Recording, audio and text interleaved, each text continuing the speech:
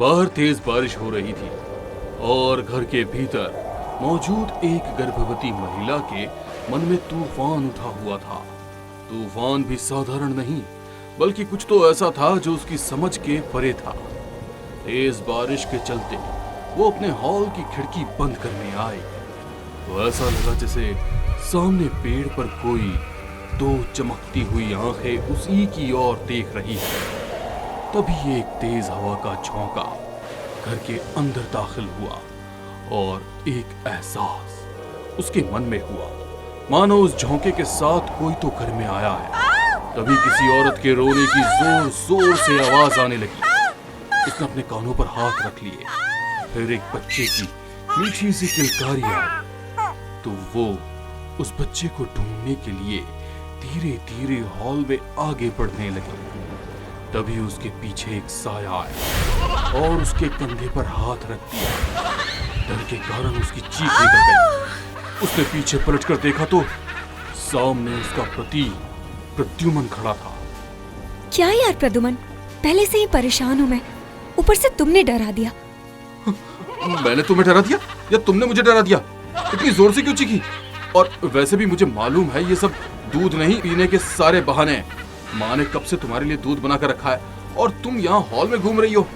प्रद्युमन के कहने पर ऋतु उसके साथ अपने कमरे की ओर जाने लगी, मगर जैसे वो कदम आगे बढ़ा रही थी ऐसा लग रहा था कि उसके साथ साथ प्रद्युमन के अलावा और कोई भी चल रहा है। पायल की छन छन उसके मन में दहशत पैदा कर रही थी। तुरंत पीछे मुड़कर देखा तो वहां कोई नहीं था। ऋतु घबराते हुए भगवान का नाम लेकर आगे बढ़ने लगी। बाहर अभी भी बारिश बहुत तेज थी। कमरे में पहुंचकर प्रद्युमन ऋतु को रिलैक्स करने के लिए उसके सिर पर हल्की हल्की मसाज करने लगा।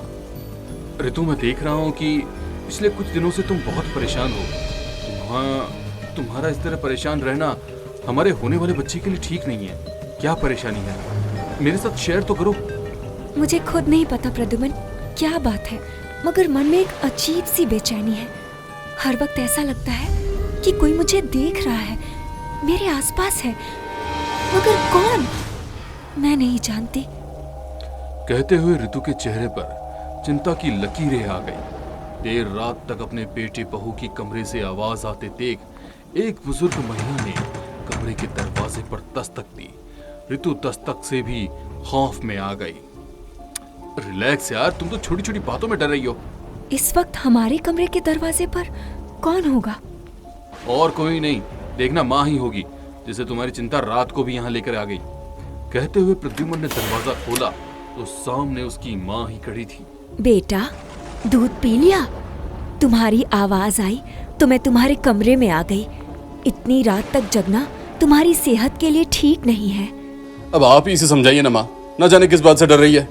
बेटा, माँ बनना हर औरत के लिए सौभाग्य की बात होती है। ऐसे समय में औरतों को कई सारी परेशानियों से गुजरना पड़ता है।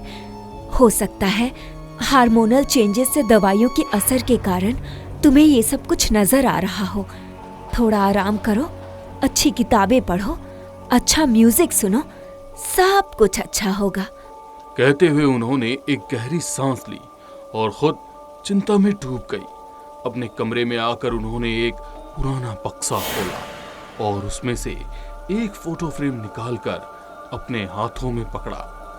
तुम्हारे कर्मों के सजा के कारण मैं कभी माँ बनने का सुख नहीं ले पाई। तुम सबकी परछाइयों से दूर अपने भाई के बेटे को अपना बनाकर यहाँ रह रही हूँ, और अब मेरे जीवन में खुशियाँ आई हैं तो वो यहाँ भी आ गई, मगर अब मेरे वंश को आगे बढ़ाने से वो नहीं रोक सकती। सुना तुमने? मेरे बेटे बहू की खुशियों के बीच कोई भी है तो मुझसे बुरा कोई नहीं होगा। कहते हुए उन्होंने वो फोटो फ्रेम वापस उसी बक्से में डाल दिया और बक्सा बंद कर दिया। गहरी सांस लेते हुए वो पलंग पर बैठी और कुछ मंत्र बुदबुदाने लगी। रात का अंधेरा छट चुका था। सुनैना जी ने सारी रात भगवान की प्रार्थना में बिताई थी। सूरज की रोशनी के साथ ही उन्होंने बिस्तर छोड़ दिया और अपने कमरे से निकलकर हॉल में आ गई। हॉल पूरी तरह से अस्त व्यस्त था। पर्दे, कुशन्स, कुर्सियां, सब कुछ जमीन पर पड़ा हुआ था। सुनैना जी ने तुरंत सब कुछ व्यवस्थित कर दिया। तभी उनकी निगाह फर्श पर पड़ी। फर्श पर काले रंग से उल्टे पैर बने हुए थे।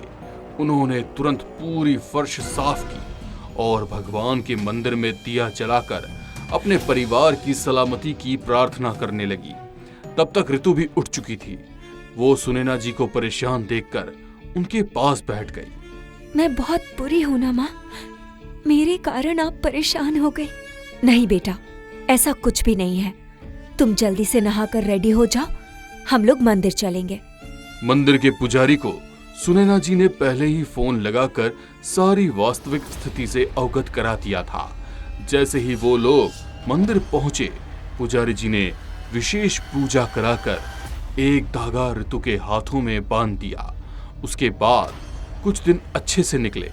ऋतु को हर पल अपने आसपास किसी के होने का एहसास होता, मगर वो डर और भय नहीं था। ऋतु की प्रेगनेंसी का फुल टाइम था। आज भी बाहर बहुत तेज बारिश हो रही थी। प्रद्युमन के ऑफिस से आने का भी टाइम हो गया था, मगर अभी तक प्रद्युमन आया नहीं था। किसी भी गाड़ी की आवाज पर ऋतु भागते हुए खिड़की में देख रही थी। काफी देर तक जब प्रद्युमन नहीं आया तो ऋतु को बेचैनी होने लगी और सांस लेने में तकलीफ हो रही थी। उसकी ये हालत देखकर सुनैना जी परेशान होने लगी। उन्हें कुछ समझ नहीं आ रहा था कि वो किसकी मदद ले। वे तो यहाँ पर किसी को ज्यादा जानती भी नहीं थी। सुनैना जी उसे लेटाकर उसके हाथ पैरों की मालिश कर रही थी ताकि उसे अच्छा महसूस हो। तभी उसके फोन पर एक घंटी बजी। तुरंत अपनी जगह से उठकर ऋतु ने फोन चेक किया। फोन प्रद्युमन का था।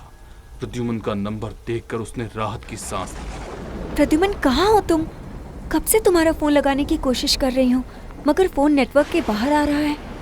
ऋतु बोले जा रही थी, मगर दूसरी तरफ से प्रद्युमन की कोई आवाज नहीं आई। हेलो प्रद्युमन, मेरी बात का जवाब तो दो। दूसरी तरफ प्रद्युमन का फोन किसी और पुरुष के पास था। उसने गहरी सांस ली और कहा, मैम ये फोन जिनका है उनका एक बहुत ही खतरनाक एक्सीडेंट हुआ है। अभी थोड़ी सी देर पहले हम उन्हें यहाँ से सिटी हॉस्पिटल लेकर जा रहे हैं। आप भी वहां पर पहुंच जाइएगा। ये सुनकर ऋतु के हाथ से फोन जमीन पर गिर गया। खुद को संभालते हुए वो पास रखी चेयर पर बैठी और जोर जोर से रोने लगी। क्या हुआ ऋतु, कोई परेशानी है? प्रद्युमन कहाँ है? माँ, वो प्रद्युमन हॉस्पिटल में है।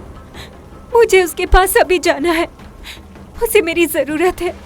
कहते हुए ऋतु चेयर से तुरंत खड़ी हो गई। ऋतु की बात सुनकर सुनैना जी भी घबरा गई थी, मगर बाहर का मौसम बहुत खराब हो रहा था। ऐसे में इस हालत में ऋतु को बाहर ले जाना उसे सही नहीं लग रहा था। बेटा, बाहर का मौसम बहुत खराब है, तुम घर पर इंतजार करो, मैं हॉस्पिटल जाकर आती हूँ। भगवान की दया से सब कुछ ठीक ही होगा, तुम परेशान मत हो। नहीं, मैं भी आपके साथ ही चलूंगी। ऋतु के जिद करने पर दोनों सास बहू एक साथ हॉस्पिटल के लिए घर से निकल गए। जल्दबाजी में ऋतु के हाथ का धागा घर के फर्नीचर से अटककर टूट गया था। ऋतु और सुनैना जी ने इस बात को ध्यान ही नहीं दिया। दोनों टैक्सी में बैठ हॉस्पिटल की ओर जाने लगी। बादलों की गर्जना तेज हो गई। बिजली तेजी से कड़क रही थी। डर के कारण ऋतु ने सुनैना जी का हाथ थाम रखा था। सुनैना जी प्यार से उसे पुचकार रही थी। तभी ऋतु को ड्राइवर की सीट के पास एक साया बैठा हुआ नजर आया। घबराहट के कारण उसकी सांसें उखड़ने लगी। सुनैना जी को कुछ समझ नहीं आ रहा था कि वो ऋतु को कैसे हैंडल करे। तभी कार अनकंट्रोल होकर इधर उधर उछलने लगी। आपको समझ नहीं आ रहा? आपकी कार में एक बुजुर्ग और एक गर्भवती महिला बैठी है। कार जरा आराम से चलाइए। माँ जी, मैं तो हमेशा कार बहुत ही आराम से चलाता हूँ, मगर ना जाने क्या हो गया, इस पर से मेरा कंट्रोल ही चले गया है। मैं चाहकर भी इसे कंट्रोल नहीं कर पा रहा हूँ। रोकने की कोशिश भी नाकाम हो रही है। कहते हुए ड्राइवर टैक्सी को कंट्रोल करने की कोशिश करने लगा, मगर उसे कुछ भी हासिल नहीं हुआ। कार एक बड़े से गड्ढे में जाकर अटक गई। ड्राइवर जैसे तैसे बाहर निकला और उसने कार से उन दोनों को बाहर निकाला।